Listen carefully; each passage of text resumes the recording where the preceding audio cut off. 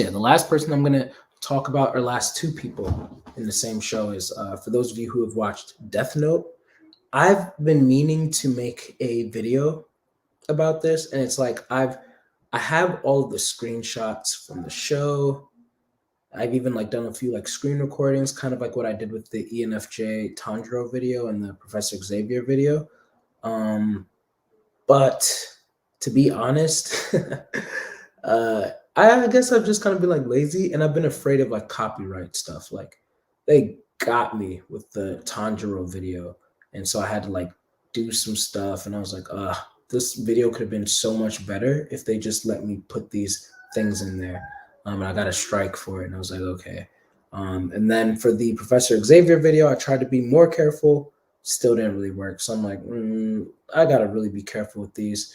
And then I also start to wonder, like, what's the point of this? Like, is this even something that I really need to like argue and debate? But all that being said, I think that Light Yagami is not an INTJ. I think that he's an ENTJ. And I think that when we really watch and we allow ourselves to broaden our perspectives of how ENTJs look like in real life, there's a spectrum. You know, I mean, I have my slumber party video coming out, the ENFJ slumber party video. You'll see the spectrum of Kinsey, who says it in the video herself. Like, I'm a very boisterous, like top of the charts extroverted ENFJ. And then you'll see someone like Stephanie, who's like probably on the opposite extreme. And they're still both underneath that spectrum, but it's like, okay, they're still certainly using the same function stack. Stephanie is not leading with NI. Yes, she's a lot more reserved than Kinsey is and everything like that. But when you really get to know her, when you really get to speak to her, she's definitely still an FE dominant. She's just using her FE dominant function in a different manner than Kinsey might. And we have to be aware, once again, of these facets and these nuances. Oprah Winfrey and Martin Luther King Jr. were not using, like, they're using the same exact function stack, which, you know, I know people think that Martin Luther King Jr. is INFJ. I don't. I think he's an ENFJ as well. Same with Nelson Mandela, especially even from watching the movie, like Nelson Mandela's movie. It's like, this man. Anyway, like Yagami, I think that he's an ENTJ. And I know that it's really easy, very easy to type L from Death Note as INTP. Very easy to. I don't necessarily blame people for typing that. He looks like the stereotypical INTP, like the way that he's like kind of like awkward. No offense to the INTPs that are watching, you know, love and respect. But yeah, like, you know, the way that he kind of like just awkward and aloof in that way. But when you really pay attention to the way that this man thinks, I feel like we're actually watching an ENTJ and an INTJ at play. Like the whole show Death Note is just a whole chess game between two NTJs. An NI Dom one who's anticipating the TE Dom. And the TE Dom is even the one that will like when they're like short things, like even when they were having the tennis match, like Light was like, okay, you know, like they see each other as like worthy adversaries. And then Light Yagami is like, interesting. You know, you're really good and I hate to lose just as you hate to lose. But I know that, you know, with certain things like this, you can't just defend. You have to also attack. That seems very TESE to me. Whereas like L, he being an INTJ, he's less likely to just have more of like that forceful thing.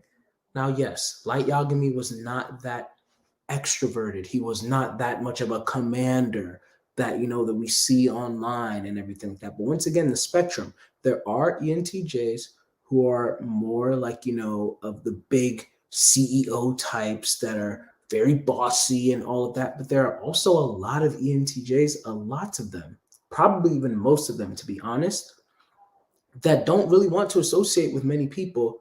And they're just about focusing on doing their work, excelling in class, like Yagami was doing, and focusing on whatever it is that they have to do to get done, because that's what TE is about. TE is about putting things into the external world, getting things in motion, getting things effectively done. And I think that light was using TE as a dominant function, and then his NI was supporting it very heavily. So he still had very strong NI, just like L still had very strong TE. So they were both really good opponents for each other. And they were able to go toe to toe in that way. I don't think that L was an INTP when you really look at like not just like his behavior, but like his actual way of like thinking. I think that once you really look at that, it's like, oh no, this guy is using NITE, and Light is using TENI. Uh, and even with Light Yagami, to say it even more, it's like his FI was inferior. Like he had this like very limited perspective of right and wrong. And I also believe that he was an Enneagram sexual one. So he had this like very strong like view of like how things should go, how things should be run in the world and everything, of justice and stuff like that. And his lack of nuance and morality like kept them from seeing where the irony of it all was like he was doing wrong too. And so yeah, but on top of like, his inferior FI. So anyway, yeah, I feel like these stereotypes that we have, unfortunately, they are doing us more harm than good.